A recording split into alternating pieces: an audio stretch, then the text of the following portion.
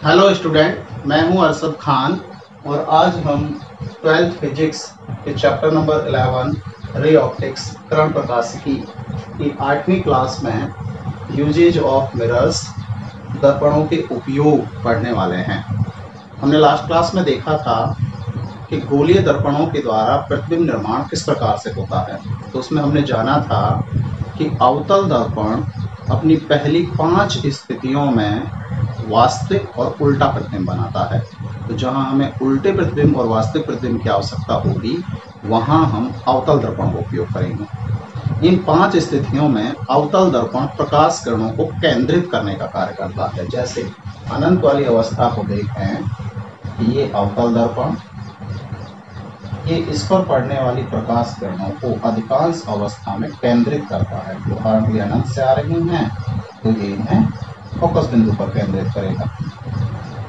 अगर कहीं और से भी आ रही हैं तो उन्हें एक निश्चित बिंदु पर केंद्रित करके प्रतिबिंब बनाएगा। तो ये क्या करता है, इन्हें केंद्रित करता है, उसके दृष्टि क्षेत्र को कम करने का कार्य करता है, उन्हें एक बिंदु पर केंद्रित करने का प्रयास करता है। इसीलिए जो अवतल दर्पण है उसे हम अभिसारी दर्पण कहते हैं। अभिसारी दर्पण। जबकि उत्तल दर्पण जो है वो प्रकाश किरणों को फैलाने का कार्य करता है। इस पर जो प्रकाश किरणें पड़ेंगी ये उन्हें ऐसे अनुभव कराएगा कि फोकस बिंदु से आती हुई प्रतीत होंगी, यानी फैलाएगा प्रकाश किरणों। इसलिए इसका जो दृष्टि क्षेत्र होता है वो बहुत बड़ा होता है, क्योंकि ये प्रकाश किरणों को फैलाने का कार्य करता है और इसी वजह से इसे अपसारी दर्पण कहते हैं। अपसारी दर्पण।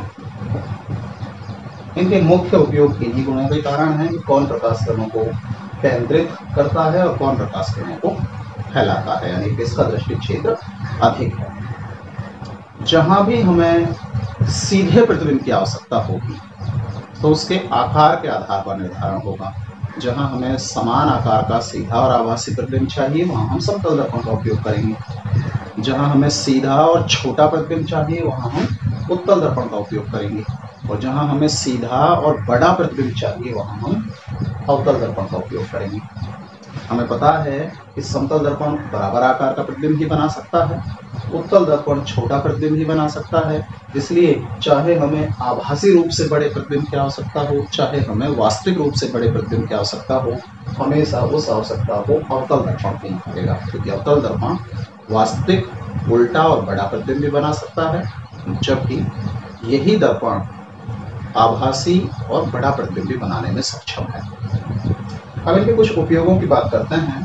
तो अवतल दर्पण के दैनिक जीवन के मुख्य उपयोग निम्न प्रकार हैं कि अवतल दर्पण का उपयोग टॉर्च एवं सर्च लाइट में प्रकाश को केंद्रित करने के लिए किया जाता है। जो टॉर्च होते हैं उनमें ये दर्पण प्रकाश को एक निश्चित दिशा में, एक निश्चित बिंदु तक, एक निश्चित दूरी तक भेजने में, केंद्रित करने में सक्षम होता है। इसलिए सर्च लाइटों और टॉर्च में इसका उपयोग किया जाता है। दंत चिकित्सा में उल्टा और बड़ा प्रतिबिंब बनाने के लिए हम अवतल दर्पण का उपयोग करते हैं। सौर कुकर और सौर भट्टी के अंदर सौर ऊर्जा को, सूर्य से आने वाली ऊर्जा को केंद्रित करने के लिए हम अवतल दर्पण का उपयोग करते हैं। वाहनों के अग्रदीपों में, जो हमारी गाड़ियां होती हैं उनकी जो हेडलाइट्स होती हैं उनमें भी हम प्रकाश को केंद्रित करने के लिए, फोकसित करने के लिए अवतल दर्पणों का उपयोग करते हैं। हजामत बनाने वाले दर्पण के रूप में, जो नाई की दुकान में हजामत बनाने के लिए दर्पण प्रयुक्त किया जाता है, उसमें हमारा सीधा और बड़ा प्रतिबिंब बनता है, आभासी होता है। हमें पता है कि अवतल दर्पण की छठी स्थिति में जब वस्तु को दर्पण के ध्रुव और फोकस बिंदु के मध्य रखा जाए तो आभासी और बड़ा प्रतिबिंब बन जाता है। तो हजामत बनाने के लिए प्रयुक्त दर्पण जो है वो अवतल प्रकृति का ही होता है। परावर्तन दूरदर्शी में, ये उपयोग हम इस चैप्टर के लास्ट में पढ़ेंगे कि जो हमारे परावर्तन पर आधारित दूरदर्शी या दूरदर्शक के दूरबीन होते हैं उनमें हम अवतल दर्पण का उपयोग करते हैं। उत्तल दर्पण के कुछ उपयोगों की बात करें तो अभी मैंने बताया कि इसका दृष्टि क्षेत्र अधिक होता है, छोटा प्रतिबिंब बनाता है, सीधा प्रतिबिंब बनाता है। तो जो वाहनों के साइड मिरर होते हैं, पार्श्व दर्पण होते हैं, रियर व्यू को देखने के लिए, रियर मिरर लगा होता है ड्राइवर के पास में पीछे का व्यू देखने के लिए, वो उत्तल दर्पण होता है।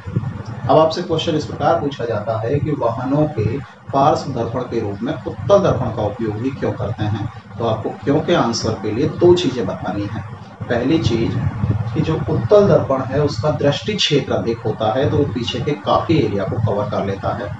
और सेकेंड थिंग कि ये सीधा और छोटा प्रतिबिंब बनाता है, तो हमें सीधा प्रतिबिंब दिख जाता है, हमें गाड़ी पीछे से सीधी आती हुई दिखाई दे जाती है। इसलिए वाहनों के साइड मिरर्स में हमेशा उत्तल दर्पण का उपयोग किया जाता है। दूसरा है सुरक्षा कार्यों में, सुरक्षा उपायों के लिए भी हम उत्तल दर्पण का ही उपयोग करते हैं। आजकल हालांकि वे लेंस आ गए हैं, लेंस का उपयोग हम ज़्यादा करते हैं, लेकिन जस्ट सपोज कि हमें बैंक के अंदर एक मैनेजर के सामने ये व्यू दर्शाना है कि बैंक में क्या क्या हो रहा है, तो अगर वो अपने सामने एक उत्तल दर्पण लगा ले तो वो दर्पण अधिक क्षेत्र होने के कारण अधिकांश बैंक की क्रियाकलापों को, उसके पूरे क्षेत्र को कवर करके मैनेजर के सामने प्रस्तुत कर देगा और वो उसमें देख लेगा। हालांकि वे आजकल इस कार्य के लिए अधिकांशतः लेंसों का उपयोग होता है, लेकिन हम दर्पणों की सहायता से भी सुरक्षा उपायों में इसका उपयोग कर सकते हैं। स्ट्रीट लाइट्स, जो हमारी गलियों में, रास्तों में लाइट्स लगी रहती हैं जिनके प्रकाश को फैलाना होता है, तो उस प्रकाश को फैलाने के लिए स्ट्रीट लाइट्स में उत्तल दर्पण का उपयोग किया जाता है। सजावट में अगर हमें एक ही वस्तु के छोटे छोटे अनेक प्रतिबिंब प्राप्त करने हैं तो हम वहाँ पर उत्तल दर्पण लगा देते हैं। उत्तल दर्पण जो है वस्तु का छोटा और सीधा प्रतिबिंब बना देता है, तो हमें एक ही वस्तु के कई दर्पण लगाने के बाद अनेक प्रतिबिंब नजर आने लगते हैं। तो हम सजावट में, डेकोरेशन में भी उत्तल दर्पण का उपयोग कर सकते हैं। परावर्तक दूरदर्शी में, जैसा कि मैंने बताया कि परावर्तक दूरदर्शी में अवतल दर्पण का उपयोग भी होता है और उत्तल दर्पण का उपयोग भी होता है। समतल दर्पण के कुछ उपयोगों की बात करें तो हम घर पर डेली बेसिस पर चेहरा देखने के लिए, अपने आप को डेकोरेट करने के लिए, अपनी सजावट के लिए, अपने आप को संवारने के लिए, घर पर चेहरा देखने के लिए समतल दर्पण का उपयोग करते हैं। समतल दर्पण की सहायता से हमें पता है कि सीधा और आभासी और समान आकार का प्रतिबिंब बनता है। इसलिए अगर हमें समान आकार के एक वस्तु के बहुत सारे प्रतिबिंब बनाने हों तो बहुत सारे समतल दर्पण लगाकर हम सजावट में भी इसका उपयोग कर सकते हैं। वैज्ञानिक कार्यों में इसका उपयोग कर सकते हैं। ये क्या कार्य है कि ये दोनों ही, ये प्रकाश किरणों को केंद्रित करता है, उसके लिए मोड़ता है, ये प्रकाश किरणों को फैलाता है, ये भी उसके लिए मोड़ता है। लेकिन समतल दर्पण जो है वो प्रकाश किरणों को उसी पथ पर वापस लौटाने का प्रयास करता है अगर वो लंबवत उस पर पड़ रही हैं।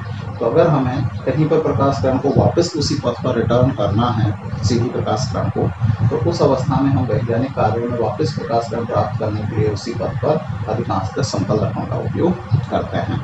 तो ये थे हमारे दर्पणों के उपयोग। ये हमारे लिमिटेड उपयोग हैं, और भी उपयोग हो सकते हैं, लेकिन जो अधिकांश उपयोग हैं हमारे दर्पणों के वो यहाँ प्रदर्शित किए गए हैं। उम्मीद करते हैं कि ये जानकारी आपको अच्छी लगी होगी। धन्यवाद।